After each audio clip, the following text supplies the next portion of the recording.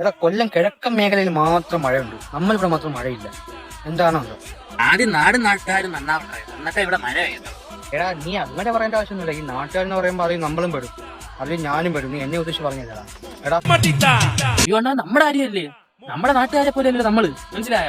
അവിടെ ആലിപ്പഴം വരെ പെയ്യും, നമ്മുടെ ഇവിടെ മാങ്ങാക്കൊയ്യ പോലും പെയ്യുന്നില്ല. അതെന്തോടെ ആദിപ്പഴം കഴിച്ചെന്നുള്ള മധുരമാണ്. ഇയാള് വെറും മണ്ടനാണ്. ആലിപ്പഴത്തിന് മധുരമാണോ? പുളിപ്പ്. ഓ പുളിപ്പോ? പോടാ പോടാ, പുളിപ്പൊന്നുമില്ല. ആലിപ്പഴം എന്നാ പറഞ്ഞത്. ആലിപ്പഴം എന്ന് പറയുമ്പോൾ നല്ല മധുരമായിരിക്കും, എനിക്കറിയാം. ഇനി കൂടുതൽ ഉണ്ടാക്കണ്ട.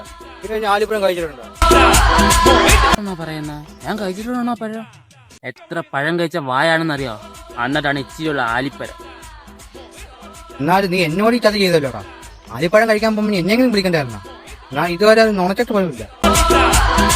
അണ്ണൻ വിഷമിക്കണ്ട അണ്ണാ, ഇനി ആലിപ്പഴം വീഴുമ്പോ നമുക്ക് ഒരുമിച്ച് പോയി പറക്കാം. എന്നിട്ട് അത് ഉപ്പിലിടും നമ്മൾ, എന്നിട്ട് നമുക്ക് പോയി കഴിക്കാം. ബാ അണ്ണാ, ബാ. എന്തൊക്കെയാ പന്നി?